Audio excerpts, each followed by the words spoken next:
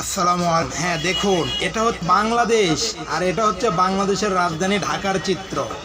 এখানে ত্রিপাক্ষিক সংগ্রাম হচ্ছে, যুদ্ধ হচ্ছে, রণক্ষেত্র এটি। আমরা দেখতে পাচ্ছি এক পক্ষে বাংলাদেশের বিশ্ববিদ্যালয়, কলেজ, ইউনিভার্সিটির ছাত্র ছাত্রীগণ, যারা তাদের নিজেদের হক এবং অধিকার নিয়ে গণতান্ত্রিকভাবে নিজেদের অধিকার রক্ষার জন্য রাজপথে সংগ্রাম করতে বেরিয়ে এসেছে, বিক্ষোভ মিছিল করছে। এবং আরেক পক্ষে আমরা দেখতে পাচ্ছি বাংলাদেশের ক্ষমতাসীন দল আওয়ামী লীগ, এর ছাত্রলীগ, যুবলীগ, এবং আরেক পাশে আমরা দেখতে পাচ্ছি তাদেরকে ইন্ধন জুগিয়ে যাচ্ছে, বা তারা ইন্ধন জুগিয়ে যাচ্ছে বাংলাদেশের প্রশাসনকে, র্যাব, পুলিশ, বিজিবি ইত্যাদি ইত্যাদি। দেখুন, এটি একটা বাংলাদেশের যুদ্ধের ময়দান। আপনারা দেখুন মনোযোগের সাথে। এই যে দেখুন, এক ভাইকে আহত করা হয়েছে, তাকে আরেক ভাই সাপোর্ট দিয়ে মেডিকেলে নিয়ে যাচ্ছে। আমরা দেখতে পাচ্ছি এই যে ইনি একজন পুলিশ উচ্চ মাপের কর্মকর্তা। দেখুন ইনি কি বলে। ইনি বলতেছে যে আমরা ছাত্রদেরকে ছত্রভঙ্গ করে দিচ্ছি, যাতে তারা পালাতে গিয়ে হাত পাও ভেঙে পড়ে যায় এবং বাপ মায়ের কোল খালি হয়ে যায়, এবং সেই সাথে তারা যে টর্চার অত্যাচার চালিয়ে যাচ্ছে। অলরেডি আমরা দেখেছি আজকে বাংলাদেশে 18 তারিখ, আজকে 18 তারিখ 7 মাস, আজকে বাংলাদেশে অন্ততপক্ষে বিভিন্ন জায়গায় সারা বাংলাদেশব্যাপী 15-20 জন নিহত হয়েছে, এবং সেই সাথে আহত হয়েছে 1000-এর অধিক, 1000-এর অধিক। এটা কিন্তু কোনো ফিলিস্তিন ইসরায়েলের যুদ্ধ না। এই কথা কিন্তু আবারও মনে রাখবা, এটা কিন্তু ফিলিস্তিন ইসরায়েলের যুদ্ধ না। এটা হচ্ছে ফিলিস্তিন ইসরায়েল থেকে হাজার হাজার কিলোমিটার ফাঁকে এশিয়া মহাদেশের বাংলাদেশ নামক ছোট্ট একটি অঞ্চলের রাজধানীর একটা সংগ্রাম, একটা লড়াই, একটা সত্যর বিরুদ্ধে মিথ্যার লড়াই, মিথ্যার পরাভূত, মিথ্যাকে নিষ্পেষিত করার জন্য একটা লড়াই আমরা দেখতে পাচ্ছি। দেখুন, এখানে ছাত্র সমাজ নিজেদের অধিকার আদায়ের জন্য এগিয়ে এসেছে, এবং বাংলাদেশের সরকার, বাংলাদেশের প্রশাসন এবং প্রশাসনিক রাজনৈতিক দলগুলো ওই সংগ্রামী সচেতন জনগণদেরকে নানাভাবে টর্চার, অত্যাচার, হত্যা, গুম, খুন, মামলা করে যাচ্ছে, চলেই যাচ্ছে। কঠিন ভয়াবহ অবস্থা। যদি আপনারা সামনে থাকতেন তাহলে দেখতেন কি অবিশ্বাস্য পরিস্থিতি। আমরা তো এটা অবলোকন করে আমরা নিজেরাই আচ্ছন্ন, আহত, ব্যথিত, শোকাহত। কি করুণ অবস্থা, কি নির্মম পরিহাস!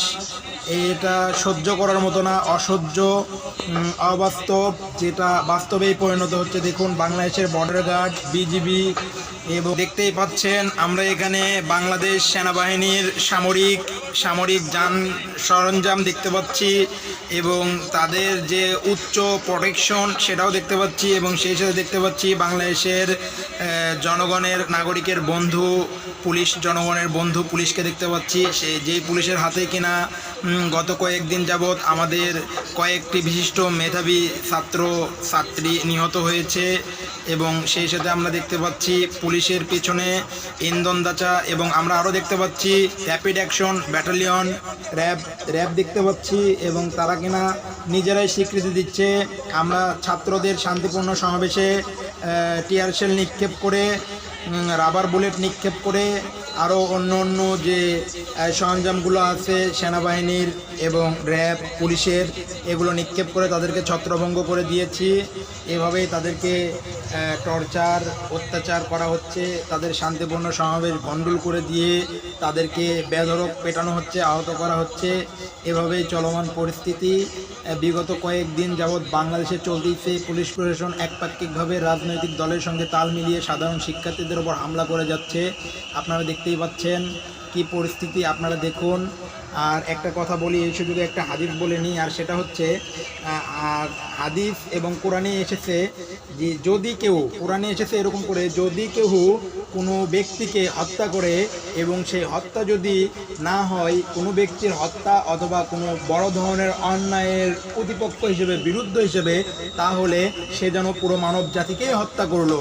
আর আমরা দেখতে পাচ্ছি একজন পুলিশ অফিসার একের পর এক বাংলাদেশের সচেতনপ্রিয়তা, মেধাবী শিক্ষার্থীদের হত্যা, গুম, খুন করতেছে। আমরা দেখতে পাচ্ছি বাংলাদেশের রাজনৈতিক দলগুলোকে কিভাবে হ্যারেস করা হচ্ছে, একপাক্ষিকভাবে নির্বাচন করে ত্রাসের রাজত্ব কায়েম করা হয়েছে, প্রতিবেশী দেশের সাথে নিজের দেশকে বিক্রির চুক্তি করা হয়েছে, ইত্যাদি ইত্যাদি।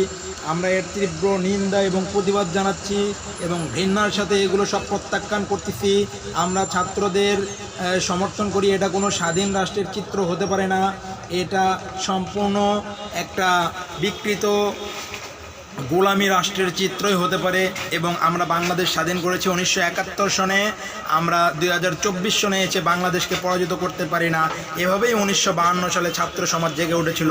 আমরা আশাবাদী আজও এইভাবে এই অত্যাচারের মধ্য দিয়ে, ছাত্র সমাজের খুনের মধ্য দিয়ে তাদের ভাইয়ের রক্তের প্রতিশোধ নেওয়ার জন্য, আমাদের ভাইয়ের রক্তের প্রতিশোধ নেওয়ার জন্য আমাদেরকে আবারও জাগতে হবে।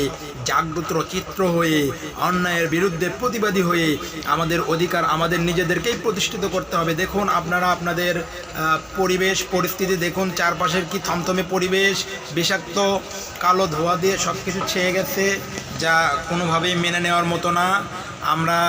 আমরা কি বলবো, আপনারা দেখুন পুলিশ কিভাবে ছাত্রদেরকে লাঠিচার্জ করতেছে এবং গুলি নিক্ষেপ করে। আমি আপনাদেরকে একান্ত অনুরোধের সাথে হাত জোড় করে বলতেছি, আপনারা নিজেরা নিজেদের পক্ষ থেকে ভিডিওটি দেখুন এবং আপনারা আপনাদের মতামত কমেন্ট বক্সে লিখুন এবং সেই সাথে প্রতিবাদী হয়ে বজ্র কণ্ঠে আওয়াজ তুলুন। ছাত্র সমাজ জেগেছে, কোটা নয় মেধা, মেধা, মেধা। আর বলা হচ্ছে বাংলাদেশের সবাই রাজাকার, আমিও রাজাকার, আপনিও রাজাকার। ভাই 1% মানুষ আছে যারা কিনা মুক্তিযুদ্ধ করেছিল আজ থেকে 50-52 বছর আগে, তারাই বাংলাদেশের এই 16 কোটি প্লাস মানুষ। আর আমরা সবাই মনে করেন রাজাকার হয়ে গেছি। এই লজ্জা, এই দুঃখের কথা কারে কমু ভাই? বাংলাদেশ না এটা অন্য কিছু? এক কথাই শেষ, জেগেছে বাংলাদেশ, জেগেছে ছাত্র সমাজ। ইনশাআল্লাহ একদিন আমাদের বিজয় অবশ্যই হবে, আল্লাহ রাব্বুল আলামিন দিবে। তবে আমাদেরকে প্রতিবাদী হতেই হবে, আমাদেরকে প্রতিবাদ করতে হবে অন্যায়ের বিরুদ্ধে, রাজপথে নিজেদের সংগ্রাম। দেখুন এই যে একটা দেখুন অবস্থা, দেখুন বাংলাদেশের সেনাবাহিনীর রাষ্ট্রীয় সরঞ্জাম যেগুলো যুদ্ধক্ষেত্রে ব্যবহার করা হয় সেগুলো সাধারণ নাগরিকের জন্য সরকার নিয়ে এসেছে।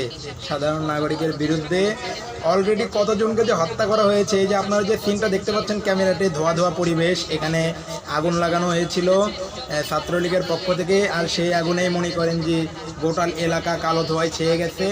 এই জায়গাতে, এই পরিস্থিতিতে অলরেডি আমাদের এখানেই এই মাঠে আমাদের 4 ভাই শহীদ হয়েছে, 4 জন ভাই, তার মধ্যে একজন বোনও আছে এবং আহত হয়েছে। এখানেই আহত হয়েছে প্রায় 400 প্লাস, এখানেই আহত হয়েছে 400 প্লাস। তাও সেগুলো গুরুতর আহত, কারো হাত কেটে গেছে, কারো পা কেটে গেছে, কারো মাথা ফেটে গেছে, কেউ পেটে আঘাত পেয়েছে, হ্যাঁ এরকম কেউ